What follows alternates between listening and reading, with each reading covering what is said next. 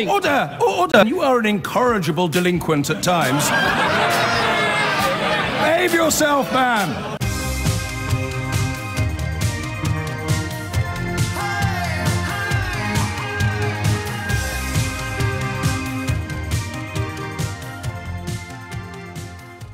We're sort of spoiled for choice today, but without any absolute humdingers that demand our attention. I thought we might try to have a day off, or a morning off at least, from Brexit shenanigans, not least because the simple surrealism of essentially having to put up trade barriers with the largest free trade market we currently have in order to prove to the rest of the world how keen we are on joining free trade agreements is it's beyond even my powers of parody. That what's that you say? Yeah, you want lots of free trade agreements with the rest. Excellent. Yeah, how are you going to go about doing that? Well, we're going to put up barriers between us and the signatories to the biggest free trade agreement that we, or indeed any country on the planet, can currently join.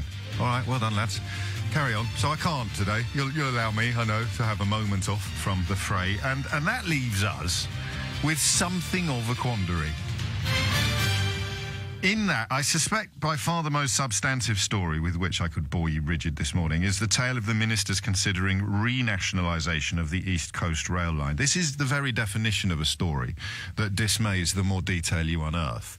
Because, to my untutored eye, Sir Richard Branson and the other fellow who runs Stagecoach, his name escapes me very briefly, Souter is his name, I think, they are, well, you look at these sort of stories and you wonder whether you've misunderstood. They bid to run the East Coast Main Line. They have subsequently decided they can't afford to. So, as far as I can tell, they walk away more or less unscathed. The company they set up was due to hand the government £3.3 billion in premium payments to run the East Coast between London and Scotland for the next 6 years and the last 2. They've now said that they overbid and are losing a lot of money.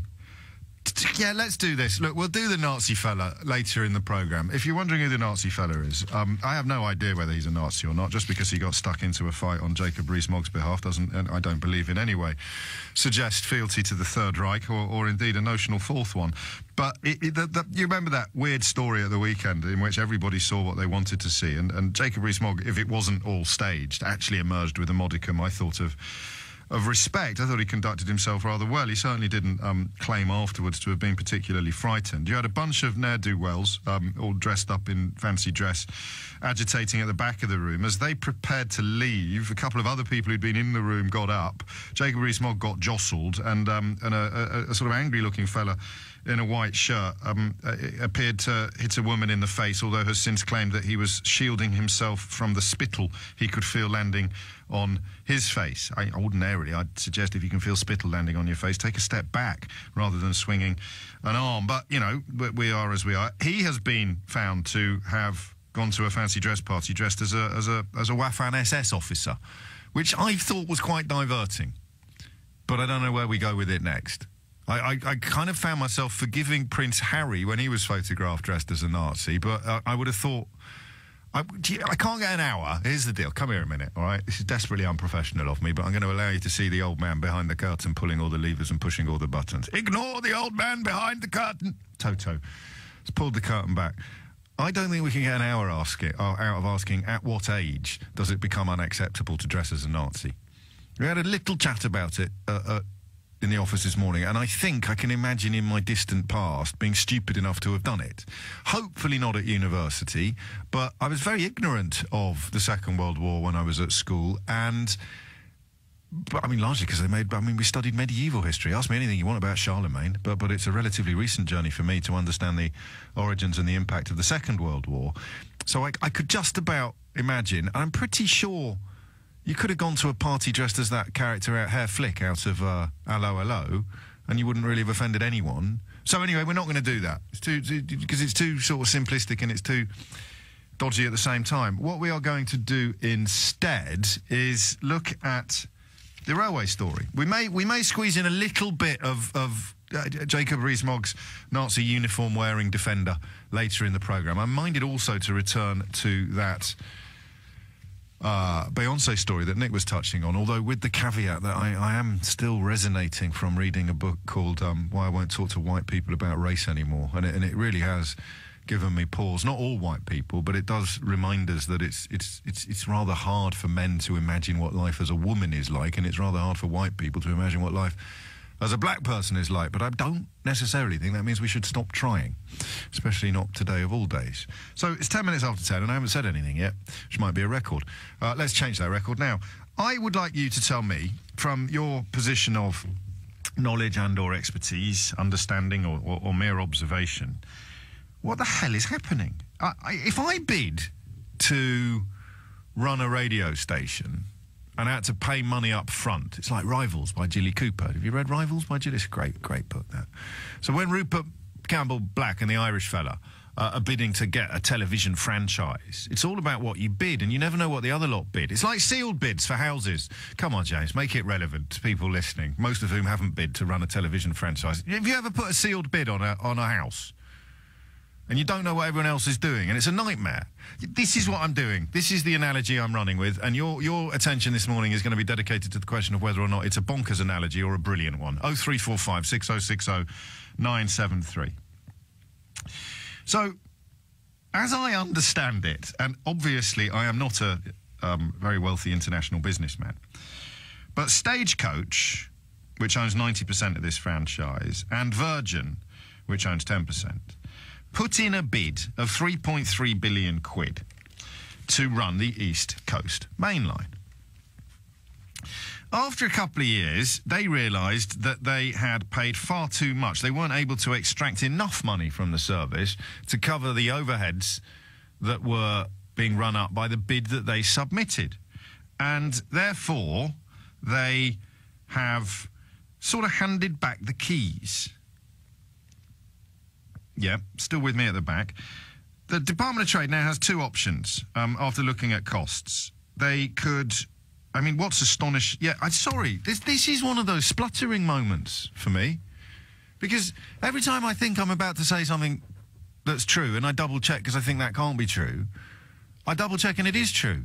So, Chris Grayling yesterday announced that Stagecoach was being shortlisted for the contract to run the East Midlands franchise and would get a new contract, a new deal, in conjunction with Virgin to run Virgin West Coast for up to 2 more years. Can anybody unravel this unholy mess, this Gordian knot of vested interests, investment and apparent political incompetence? If you can, I shall give you a gold star. 0345 6060 973 is the number you need. It's 11 minutes after 10. So... do need people to explain this, because as I understand it, okay, they bid 3.3 billion quid. They have overbid and are walking away.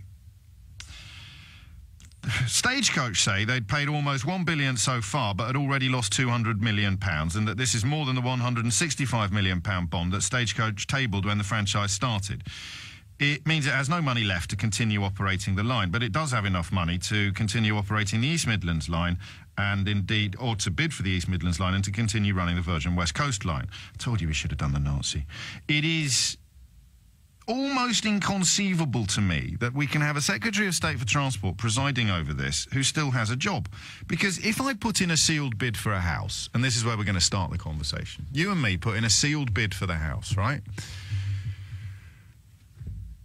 And after 6 months, I can't meet the mortgage payment. I've bid too much. I can't meet the mortgage payment. And you, who got beaten in the sealed bid, you could have met the mortgage payments because you bid less than me. You bid a realistic amount of money contingent upon your income and outgoings. 6 months down the line, I can't afford to pay the mortgage anymore. At which point I would usually have to sell the house and hopefully cover my losses. This outfit... this franchise holder appears to have bid 3.3 billion quid, thrown its hands up in the air and said, oh, we can't do it anymore, and expected the government to step in and sort everything out. And I don't understand how the bigger a business is, the less exposed it is to the commercial realities under which the rest of us have to operate. I really mean that, and I really am baffled. The idea that if you and I bid for something at an auction and then couldn't pay for it, we'd get spanked, right? If you and I bought a house and then after they'd done our self-certified mortgage, it turned out we didn't have enough money to buy the house, we'd get into trouble, wouldn't we? If you and I put together our pooled savings and tried to buy a business with various promises and provisos about future payments, and then turned around to the person that flogged us the business 6 months later and said, oh, look, I'm really sorry, you can have it back, we'd expect to get into trouble. What's different about this story? Hit the numbers now, you will get through. It's 10:15 already, and I need a little bit of action. 0345 6060 973 is the number that you need. I'm not going to apologise to you for quite a confusing introduction, because I suspect that my confusion is commonplace, relatively normal, and hopefully about to be dissipated by the quality of contributor to this programme. So what you have now is a situation where ministers in our government are considering renationalising a rail line after admitting that the franchise holder will collapse in a matter of months. But the constituent parts of that franchise holder, the two companies Stagecoach and Virgin, have just been shortlisted to run another franchise, while having it confirmed that a franchise they already run will be extended for 2 more years. I'm gonna run that risk that I do every month or so when I'm feeling chipper. I am going to predict that no one will phone me on this. Okay? Because you can't explain this to me in a way that doesn't sound outrageous. You are allowed to ring me and confirm that it's outrageous, but you will have to display a little bit more understanding than I've managed to display in the last 15 minutes. And I don't think it's a binary battle between nationalised and privatised. I think, if I understand it, and again, it's another thing I'm trying to read up on furiously, the way Transport for London works, the way the franchises work on the London Underground, is that Transport for London determine what they need. They then go to the market with the specifications of what they need, and the companies come back with a kind of negotiation about what they can provide and what they hope to get in return. On a national rail scale, and this is me being perfectly happy to be wrong, because it is simply my understanding of stuff I've been swatting up on relatively recently, since the last time we talked about trains on the programme, actually. My understanding of the national rail scale is that they do it like a sealed bid for a house, irrespective of how much the house is worth. So this is absolute 101, okay? This is absolute entry level. I think that the franchises for running national rail essentially go to the highest bidder, regardless of the detail. And the franchises for running London-based transport services, trains in particular, go to the people who seem best able, according to those who award the contracts, to fulfil the terms and conditions laid out in the original bids. So I come to you and say, look, I need 8 trains an hour. These are the number of passengers. You got this, this, this, and this. You can't wobble on that. You can't wibble on this. You can flog sandwiches if you want, but you can't cut trains. We need to go here, here, and here. We don't have to stop at Turnham Green until after 11 o'clock at night, even though James O'Brien would really, really, really, really thank you if you started stopping the Piccadilly line at Turnham Green on a normal day, because he'd be home in half the time it currently takes him. So don't take any notice of blowhards like that. You focus on this. You focus on that. Tell me how much you think you can run this company for, as long as there's a little bit left over for you at the end. And then London turn around, TfL turn around and say, right, there you go, fill your boots. Chris Grayling says, show me the money. They show him the money, he gives them the gig, the money runs out, they walk away. I can't be right, can I? 0345 6060 973. It is, I think, fairly straightforward. We have a privatised railway line that is essentially going bust. It was supposed to shut up shop 3 years early in 2020 because they couldn't afford to run it on the terms that they agreed to run it when they got handed a potentially very lucrative franchise to run it. They're going to run out of money even sooner than that, within months. And it needs to be replaced by something, otherwise the trains will grind to a shuddering halt. And they're either going to replace it with a nationalised service, which was running it quite successfully prior to it being given to this private company, or they may extend it on preferential terms. So it would be a bit like putting in a sealed bid for a house, getting it, going back to the estate agent 6 months later and saying, oh, I'm terribly sorry, I kind of overbid a bit, I can't really afford this house. And the estate agent would turn around and say, oh, well, that's all right, what can you afford? But when I put it like that, I presume I'm missing something, because that's just not fair. It's almost as if you are a multi-millionaire businessman, you don't have to live by the same rules that the rest of us do. Michael is in Hornchurch. Michael, what can you tell us? Hello, James. I've just finished laughing at your last intro. Laughing with me or laughing at me? No, laughing with you, Oh, James. thank God for that. You're perfectly welcome to laugh at me, but I prefer to see it coming. No, sir. No. I said to your researcher, Yeah. I have some experience of this. Many moons ago, I ran a logistics company, and we bid for a contract, and it was part of what was a state monopoly, no longer is. Right. I got it off the back of a previous company doing exactly the same thing as what Virgin and whoever the Stagecoach, or whatever they're called, had done. They got it wrong. The difference was they said to them, sorry, you've got to continue it through. And they made them carrying it through, and the business went broke. Yeah. And I then picked up the ball from that. But I said to them, look, hey, this is how it is. I'm not going to go broke. I want certain conditions put in. It seems to me that what we're saying to these large companies is, it's okay, the taxpayer will pick up the bill. It is, isn't it? I was sitting there thinking to myself, what's the suitable synonym for Chris Grayling? Chocolate teapot. Well, yes, you can have that, although it does rhyme with failing. Failing Grayling has a certain ring to it, but I think they're fighting over that nickname.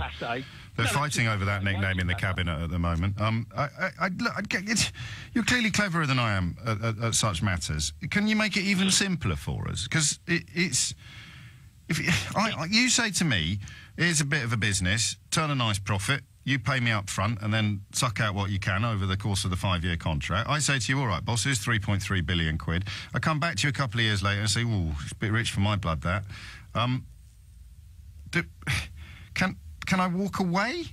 But they've still paid, and they haven't paid all the money. That's the point. If they paid 3.3 billion up front, that's it. You got me there in the end. It's about the risk you're exposed to, right? So if they're not paying it up front, they're paying it out of the profits they intend to make from running the company that they've submitted a bid to run. It turns out they can't get the profits out. Where's the accountability? Where's the risk? What are they exposed to here? None. Oh, shut up. They must be exposed to something. No. Well, yes, in theory, yes, they are. But what's happened is you've got a situation whereby it goes back to the banking crisis, where we have companies that are seen to be too big to fail, and therefore the taxpayer gets said, well, we're awfully sorry, chaps, you've got to put your hands in your pocket again for these people that are multi-billionaires often. Often? They're two of the richest. They're two of the richest fellas in the land. These two. I don't understand how a government minister can let them get away with it. I mean, as far as I would see, if I were in the same position in the job that I do now, which is facilities management, if I've got somebody on a contract and they want to get out of it, that's tough. And you write the contract, you signed for it, you pay for it. Who's going to defend this then? I think the likelihood of Mr. Grayling agreeing to appear on this programme is pretty slim, but we'll put the just careful, mate. I'm worried about that. We'll put the call in anyway. But who could put a spin on this? I mean, even in these ludicrously tribal days, is there going to be a kind of dyed-in-the-wool Tory who can explain this in a way that doesn't sound as bleak as you have, with more knowledge than me, but as I have also made it sound? There is no rationality in no real logic and rationality, commercial rationality in what's going on. None. And here's the kicker. Here's the kicker, right? You come in to bid for something, you completely muff it up, and then they say, oh, would you like to bid for this other one as well, on the other side of the country? And you go, oh, yes, please. No. So they've just been shortlisted for the contract to run the East Midlands franchise. That just gets even more. We need dissenting voices. Too much laughter from you, not enough dissenting voices. We need disagreement. We need alternative analyses. There isn't an alternative, James. Well, we shall find out, Michael. I refuse to be so pessimistic. I'm being glass half full today. There must be an analysis of the East Coast Rail franchise that doesn't make us sound like a bunch of mugs and the government sound close to corrupt. Jamie's in Chester to help us out. Jamie, what can you tell us? Oh, I'm not going to be able to help you out with that. Oh, well, that's all right. I need to talk to someone else then. You will. Hopefully someone else. Cometh the hour, Jamie. Cometh the hour. Cometh the man. Come on. What I wanted to say was that the common denominator in all of this for me is Chris Grayling. I think you've already identified it, really. Yes. But I just wanted to highlight some of the things that he did before he was Transport Secretary. Good. Do you need any music? Do you want any background music for this? We'll go through the greatest hits. No, that's the cinema. Go on, fill your boots. Well, when he was Justice Secretary, he part privatised probation, which has devastated the probation service, but certainly made G4S some money. And then he introduced tribunal fees, which crashed the number of employment claims being made by claimants against businesses, subsequently ruled to be illegal and now cost the MOJ £27 million to pay it all back. It seems to me that Chris Grayling is willing to do anything, be it incompetence or even illegal in terms of some policies, and it's not hyperbole. 2 of his policies, prisoner book bans and the tribunal fees, have been ruled to be illegal to benefit business. Yeah, look, do you want the good news or the bad news? Whichever you prefer. Good news is, I think you chose some good greatest hits. Bad news is, mate, you're not even on the B-side yet. What about the criminal court fees? What about telling people that they could pay if they pleaded guilty, they'd pay 150 quid, and if they pleaded not guilty and then got convicted, they could have to hand over 1,200 quid. So unless £1,050 is a relative pittance to you, you're going to plead guilty even if you're innocent. That should have made your top 5, Jamie. Constantly cutting legal aid to the point where even Michael Gove couldn't stomach it when he took over and reversed it. That very strong. Of course, legal aid for prisoners in particular. It was the own Court of Appeal here ruled in April that was unfair and unlawful. But I guess maybe he didn't notice that. I'm still not top 5. What about selling prison training to Saudi Arabia? Well, yeah. I mean, we could get into a long debate about this. You've got to go to the news in a minute, haven't you? I've got 45 seconds. Legal aid restrictions for domestic violence victims? Yeah, it's a good one. Strong. I mean, cuts on the police are more Home Secretary than him, aren't they? But that's up there, given the failing rape cases at the moment. Legal aid is here. Legal aid is him. Legal aid's all over him. Yeah, legal aid. And my all-time favourite... Come on, Jamie. Oh, you're putting me on the spot. No, I'm belittling you and sneering. You must read my Twitter. You must read my Twitter profile. Come on, Jamie. Give me some knowledge. Give me some facts. Oh, but I think I've moved too soon on the things that I brought to the table. I'm going to do a jungle remix of your greatest hits of Chris Grayling, because my all-time favourite was banning books for prisoners. Oh, I already mentioned that. Did he mention that? Yes. Oh, my God. Yes. Steward's inquiry. Quick, get rid of him. Move on. Move on. Honestly. Hashtag fake news. 0345 6060973. I mean this, and I'm being a little bit flippant, because I think we need to start trying to use this programme to create a space in which people can change their minds and be wrong, myself included. It seems to me increasingly that we're creating a society in which you get given some tiny, tiny bits of often false information, ordered to pick a side, and then you have to furiously defend it until the end of your life. So I would like to hear a slightly more even-handed, if there is such a thing, explanation of what's going on with the railways and why. No, we can't do why Chris Grayling. What is the point of Chris Grayling? We'll be here until Christmas. If you are listening to, I'm in a great mood, but I'm genuinely baffled by the state of our railways. It's not a straight toss-up, is it, between going back to the days of Sir Peter Parker and the modern fully privatised service. There's probably a balance to be struck. I think London gets it right, but of course, like you, I rely on the media most of the time for my information. It's hard digging down into the government documents and non-reported negotiations. I think that London does it the other way around. I think that TfL essentially, when it's franchising services, essentially tells the market what it needs and invites the market to bid for the right to provide it. The government on national rail invites the market to tell them how much money they'll pay for something, and then after they've paid for it, they'll work out where they can squeeze out their profit. It's not unlike that kind of, what was it called when we were talking about Carillion? Not reverse engineering, but value engineering. So I put in my bid of, in this case, 3.3 billion quid, and then I start looking at things I can do within the terms of the contract that will free up even more money for me and my shareholders. Maybe if I need to clad my trains, I could possibly find some cladding that's very flammable, but still manages to pass safety tests. I could cover my trains in that kind of thing. That would be value engineering, wouldn't it? Or I could hopefully close some services. There might be a bit of objection and obstruction to that, but if I threaten the government with walking away from the whole deal, maybe they'll let me shut down the line between Smethwick-Rolfe Street and Smethwick-Galton Bridge.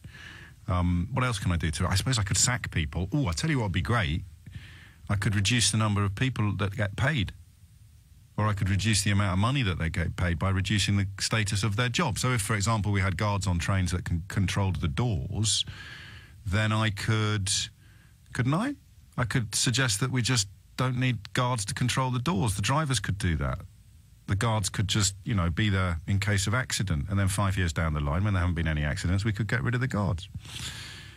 I know I have a slight tendency to pat myself on the back too often, but this is making incredible sense, isn't it, now that I'm saying it out loud? How else might we make a few quid from a railway? I think we could overcharge for basics, make it very hard to find drinking water on board, which of course is bad for the environment and bad for the financial health of the passengers.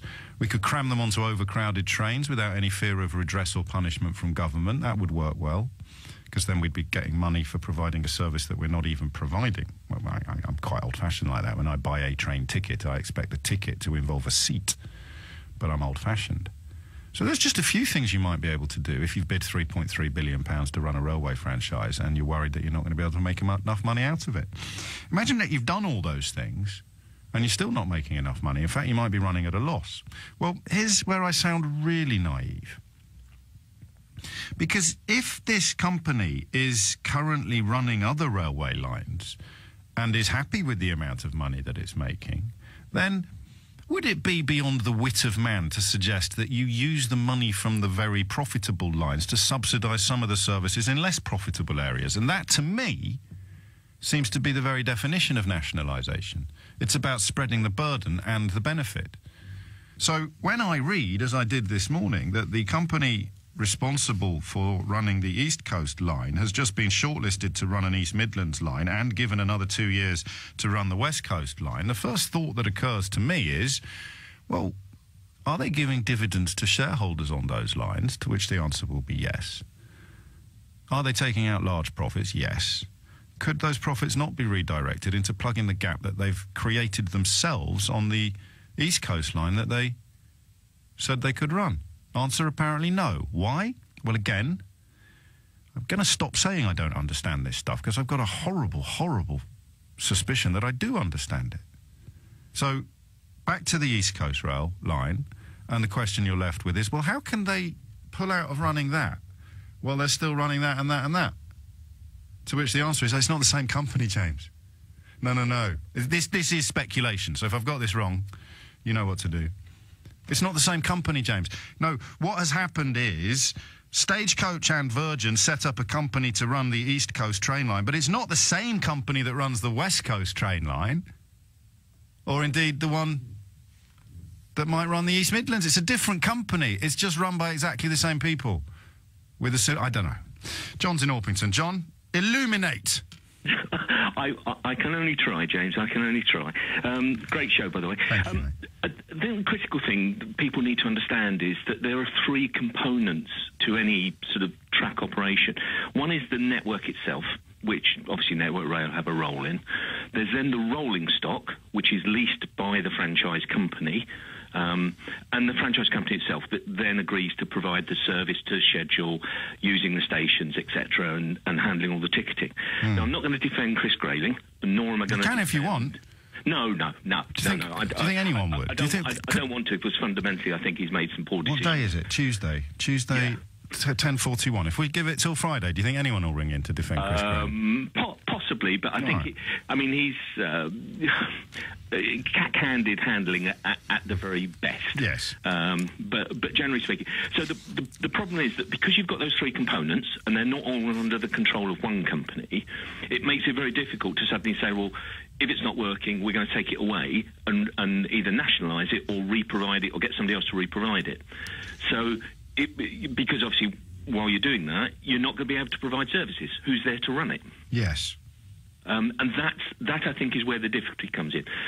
It's also a process when you're doing the bidding of a franchise that it takes quite a long while. So the announcements on the East Coast, the East Midlands franchise, and then the extension of the West Coast is to some extent been ongoing for quite some time. So it's just coming to the end of that process. So to suddenly unwind that because of what's happened on the East Coast line would be very difficult because... But that's not what I'm suggesting. I'm suggesting that the amount of money that they're taking out of the West Coast, which I think Branson's got 51% of the joint venture, Stagecoach's got 49 last 2 years, 100 million quid taken out. It nationalised railways would see the very profitable lines subsidising the less profitable lines, wouldn't they? Or am I sounding like, I don't know, Karl Marx or Dougal out of the Magic Roundabout?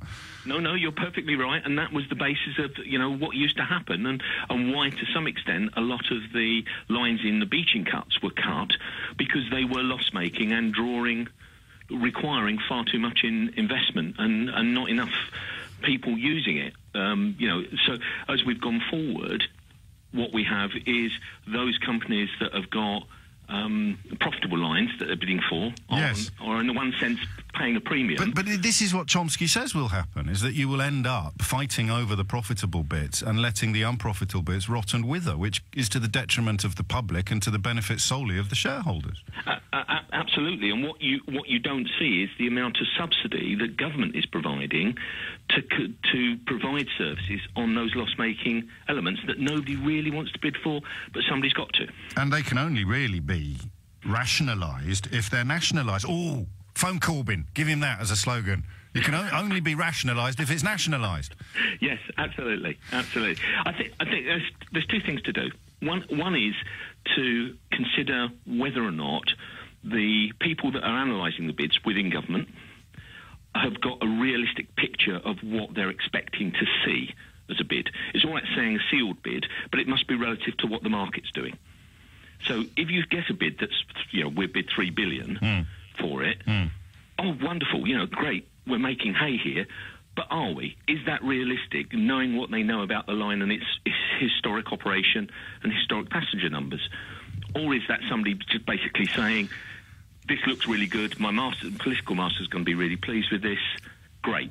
Well, there you go. You've answered your own question, haven't you? That was rhetorical. Yeah. Yeah, I thought so. I'm not that dumb. I'm a bit slow on the uptake on some of these issues, but I get there in the end, mate. I'm like a steam train. I'm like the Severn Valley Railway coming into Arley, straight out of Bewdley. I'm no bullet train, but we all get there in the end. Thank you, John. It's 10:44. Neil's in Swansea. Neil, you'll have to be brief, but I urge you to be brilliant. Hi, James. You all right? All good, mate. What's on your mind? I just wanted to sort of add to what people are saying there in terms of the reasons why this might happen. So I worked in procurement for a long time, sort of public sector contracts and things like that. And generally, a contractor can only get out of a contract or ask for an increase in what they're paid for that contract when the client makes a mistake or something changes. So in this case, like the government, for example, will have given certain information to all those bidding for the franchise on which to base their bid. But if during the course of the contract some of that changes, then they can come back and say, oh, hang on a minute, that's not quite what you told us. So, but that's not what's happened here, is it? I don't know. It depends. No, it isn't. They've simply said we're not making enough money. There's been no substantive change to the terms and conditions of the contract that they signed. And not only that, they've kicked the can even further down the road, because it was supposed to break up in about 2020, and now they've kind of missed. I'm going to get this phrase correct. They've missed a key financial covenant, Neil, and they're going to go under within months. And all I'm asking, and do you know what? It's 10:46, and I've got a fascinating guest coming in after the break, so we're going to have to knock this on the head now. But do you think I should have started at 10 o'clock by asking who gets punished? I'm going to use a technical term now, Neil. I don't know if it's reached Swansea yet. Are you ready for this? Who gets punished for muffing stuff up this badly? That's what I want to know. Who's carrying a can on this? Because if it was me and you at work, we'd get spanked.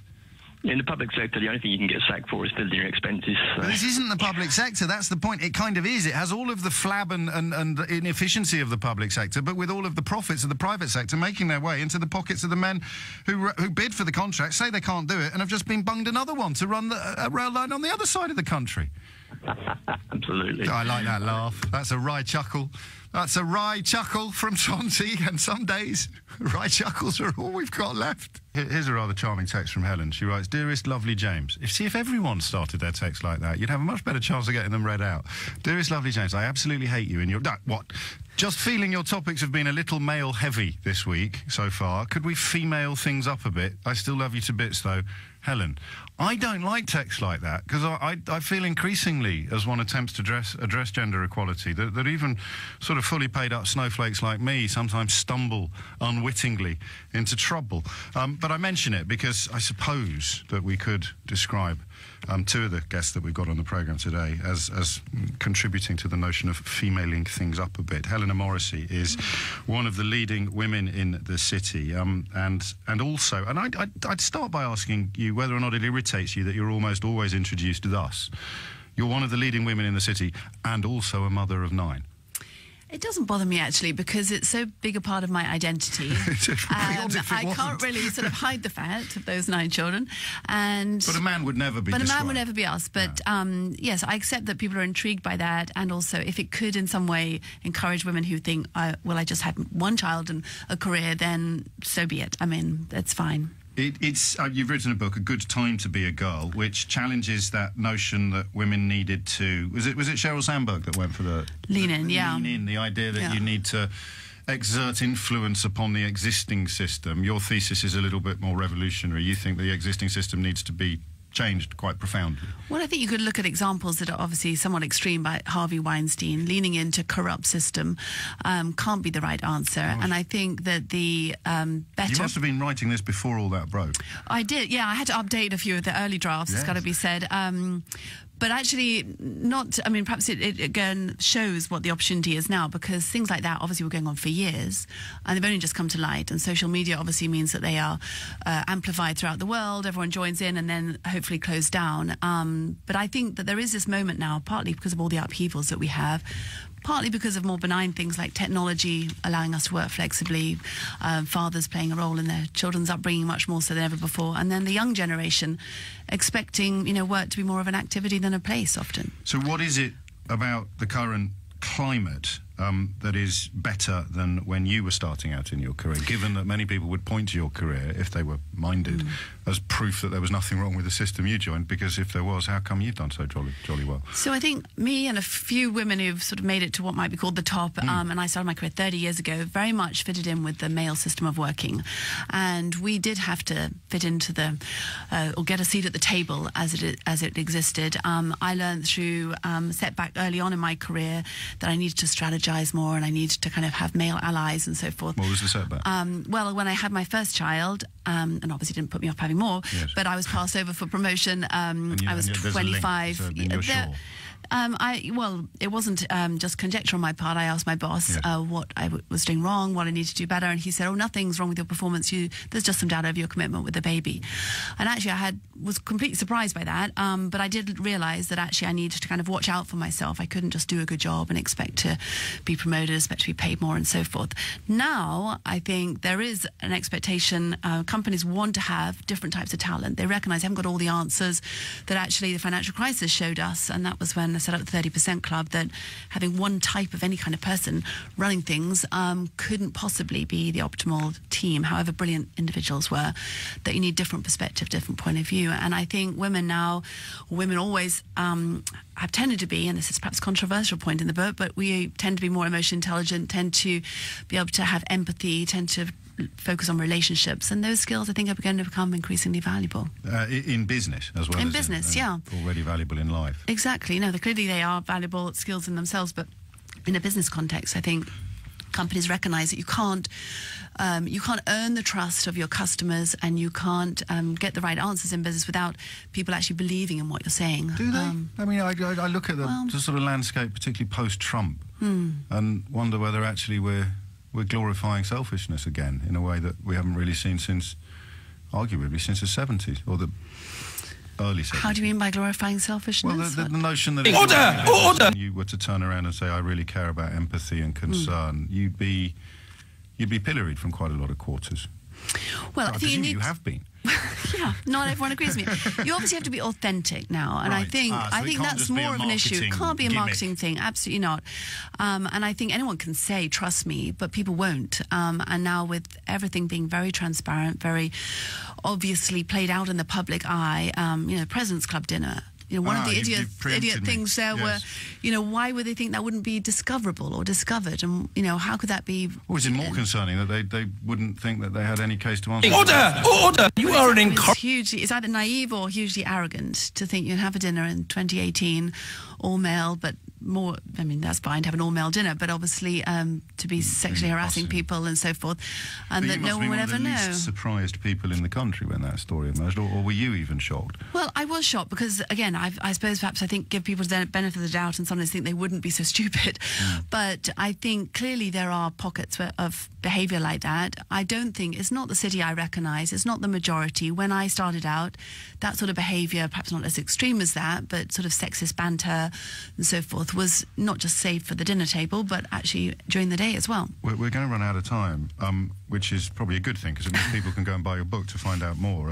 A Good Time to Be a Girl by Helena Morrissey is out now. I should have added that your day job is head of personal investing at Legal and General Investment Management. Do you feel any guilt looking back? Not oddly, I think what I'm supposed to ask you, if I'm following the tabloid trope about going to work all the time and having your husband at home looking after the children, but that doesn't strike me as anything you should feel guilty about. Do you feel guilty for not making more of a stand against what you've just described as experiencing earlier in your career? Because that would have made life easier for women to follow you if you'd been the one to say, don't talk like that in front of me, or indeed in front of anyone, don't do that. Keep your hands in your pockets, back off, Buster. Or maybe you were very robust. I was reasonably robust. Obviously, I look back now and I feel that I was isolated. I mean, I was the only woman in a team of 16 men when that setback about the pregnancy occurred. It's extremely difficult. It was extremely difficult then to be heard. You didn't really have a voice. I do think we have a voice now. I like to think I've used mine as I've become more influential, and I would encourage other women to do the same and stand up for other women as well. And it's quite a lazy line of questioning, I suppose, for me to say, why didn't you? You can't hold a view unless you've done 100, and it's a bit like saying you can't be in favour of helping refugees unless you've got 8 in your spare bedroom. Well, I think we can all do something to make things better, and I have done a lot in the most recent sort of decade and a half, and I don't think I had the power to do more before, if I'm really honest. Obviously, I probably do feel more guilty about sometimes going off to work and leaving my husband with the short straw sometimes, but, we do the best we can. Of course. And finally, I noticed you retweeted a tweet suggesting that you should be leading or somebody wishing that you were leading the Brexit negotiations. So social media is an unforgiving mistress. Doesn't allow you secrets. What's the Prime Minister doing wrong? I think we need a bolder vision. What does that mean? I think we You're need... not a politician. Well, no, I'll be quite honest. I think we should be if we respect the democratic result that more people in this country voted for Brexit than had ever elected any government up until this point, then what has been said is that we should leave cleanly, and we should be confident in our own destiny outside the EU. And I don't think that confidence is coming through. Possibly because they can't find any reasons to be confident? Well, this is where you and I might disagree. I actually think, with the EU going to become sort of 10% of the world's GDP, there are plenty of other places, but it's falling to 10% over the next, the EU Commission itself has said over the next 5 to 10 years. Obviously, I would love the EU to thrive in its own right, but I do think we can not just survive but thrive outside. Financial services being particularly vulnerable at the moment?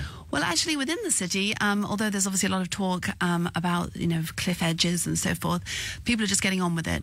We have customers to serve every day, and behind closed doors, the city has got its #1 place in the world as the world's leading financial centre. Passporting got kicked into touch yesterday, didn't it? Well, I really don't think it's the be-all and end-all either way. I think we have won our place as #1 of financial services, #1 in fintech cities around the world, because we are innovative, think globally, and I think those traits hold true today, tomorrow, as long as we just focus on that and not get too distracted by all the noise. I hope your optimism is contagious and that you leave a miasma of it in the studio. Helena Morrissey, many thanks indeed. A Good Time to Be a Girl is out now, and it's also a good time to read A Good Time to Be a Girl for a whole heap of reasons. Thank you so much for your time.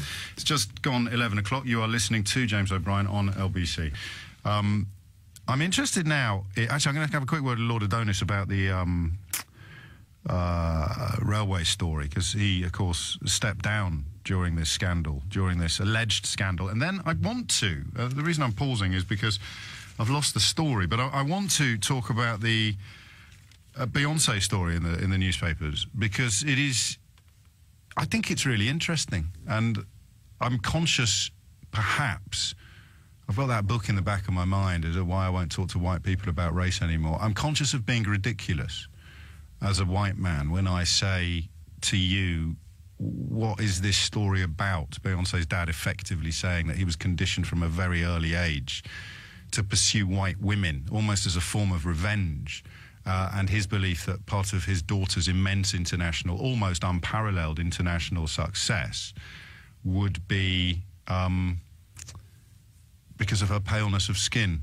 But I don't want to do it in a clumsy way, in a kind of insensitive way. So perhaps you could text me the question that you think I should ask. 0345 6060 973 is the number you need. But if you want to text or tweet at Mr. James O.B., how do you think I should approach this story about the father of one of the most famous and successful women of colour on the planet, effectively saying that he doesn't think she would have been as successful if she'd had darker skin? Because I lean towards true or false, but I worry that that might be a little crass. Anyway, leave that with me. 11:06 at the time.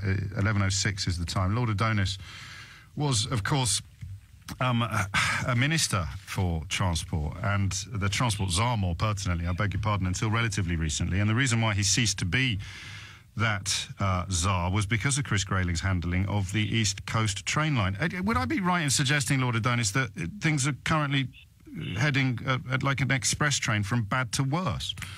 Yeah, I think Chris Grayling's heading towards the buffers quite fast at the moment, but the problem is he's got a train full of passengers, and what we should all be keen to do is to see the passengers get out safely, because he's a fairly dangerous driver. And what he's done in the last day, which I think is just straightforwardly outrageous, is that two of the richest companies in the world, Stagecoach and Virgin, have walked away from £2 billion worth of payments they were due to make to the taxpayer for running the East Coast Main Line, which is the line from Edinburgh to London.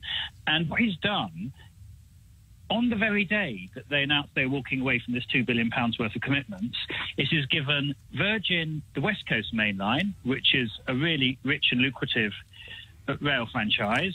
He said to Stagecoach that they can bid for the next 3 rail franchises, and he's also said to them that he might let them even carry on running the East Coast Main Line, which is the very line that they've now walked away from in terms of their commitments to the taxpayer. So what we're facing at the moment is a massive bailout of two of the richest companies in the world, purely for ideological reasons. Is it a bailout? Forgive me. Is it a bailout or a kind of cop-out? Because they don't get handed money in the way that the banks were during a bailout. They get let off paying money that they were due to pay. It's not. Is that quite the same thing? No, it's a bailout, because it's important to understand what's happened. Yes. They have just announced that they're not prepared to fulfil their contract on the East Coast Main Line. What the government should do, which is what I did when I was Transport Minister and faced a similar situation with a company that walked away from its contract, is they should have been banned from any further contracts.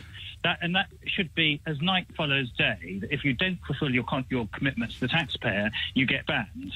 What he has done instead is to give them a whole lot of new contracts, which is bailing them out. But do you know... They've walked away from one contract and he's given them a lot more. Indeed, he may even have let Stagecoach keep the very contract that they're walking away from without having to make any of the payments, which is the ultimate bailout, because they're not only getting other benefits, which is giving them from other contracts, is even letting them potentially keep the very contract they've walked away from. So it's perfectly fair to call it a bailout, and it's ripping off the taxpayer for money that should go to cutting rail fares and to providing better services.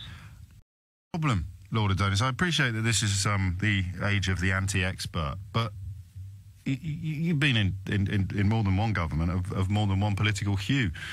What I don't understand is when you explain it in these terms, forgive me for sounding so naive, how do they get away with it?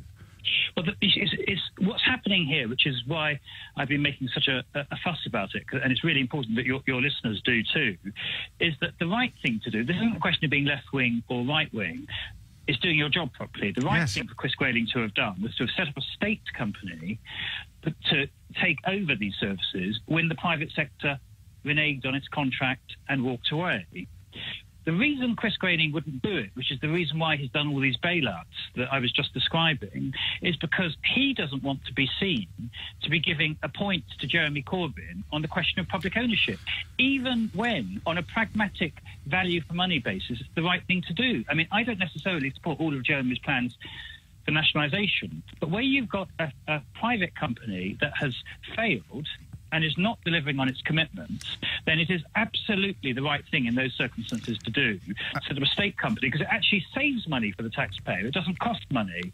The reason he won't do it is because he's a right-wing ideologue who doesn't want to give a point to Jeremy Corbyn. And, of course, this is the same Chris Grayling who's an ardent Brexiter as well. It's all part of a world view that what you need to do is to take the whole country to the right, not have any truck with any form of public ownership or state involvement in running public services, you know, even after Carillion and all of that. And you've got to engage in this kind of bloodless civil war with Europe and with the Labour Party. Well, I don't think that's where the public is at all. Well, they might need some help getting to where you are, and the question, of course, then becomes where does that help come from? Are you being a little, perhaps, generous to Chris Grayling by claiming that it's some sort of ideological motivation as opposed to rank incompetence? Because he made a complete mess of justice long before Jeremy Corbyn became leader of the Labour Party. Yeah, but the reason why he made a mess of justice was the same ideology. Remember, what he did was to privatise the probation service, yes, which was a monstrous thing to do, when there was no successful private operator who could take it over. So what he effectively did was to destroy the probation service. And this is also the guy who did what I think is quite possibly the most heartless thing any minister has done in the last generation, which was to ban prisoners from having books. Mm. And the reason he did that, again, was to appeal to the right wing of the Conservative Party, who basically think you should put people in the cell and throw away the key. So, unfortunately, I hate to say it, but there is a worldview there. The problem is, it's a terrible worldview. It's a very right-wing worldview, which has us out of Europe, has no state involvement in guaranteeing the quality of services for the public, which treats people who the Tory party doesn't like as being, right at deserving of nothing at all. I mean, it needs, in my view, my own view is that Chris Grayling, given what he's now done at Transport and what he did before at Justice, should be banned from holding any public office on the grounds that look what mess he leaves every time he holds one. Final question, and I hope an appropriate one.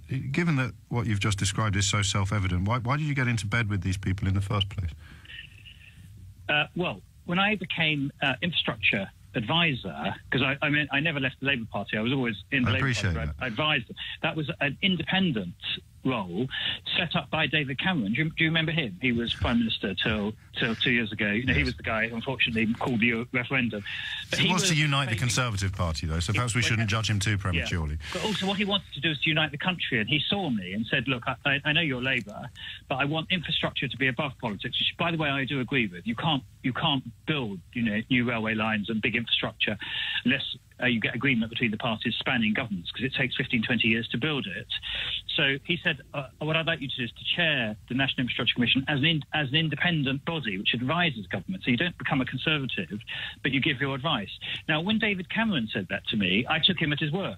Right. Unfortunately, what happened then, 2 years later, is I ended up with Chris Grayling, and that didn't last long. I was out within a few months after that. And realistically, the chances of him being held to account are no greater than the chances of Virgin or Stagecoach being held accountable for their failings, are they?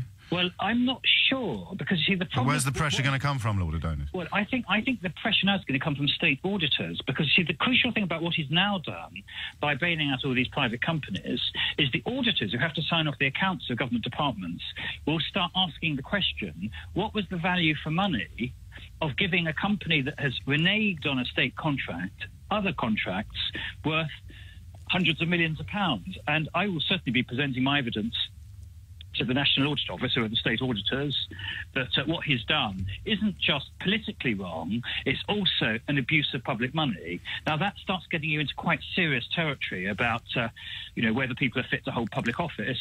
And I can assure you, because I think the public interest here is so great, that I'm not going to let go of this one, James. Well, keep in touch.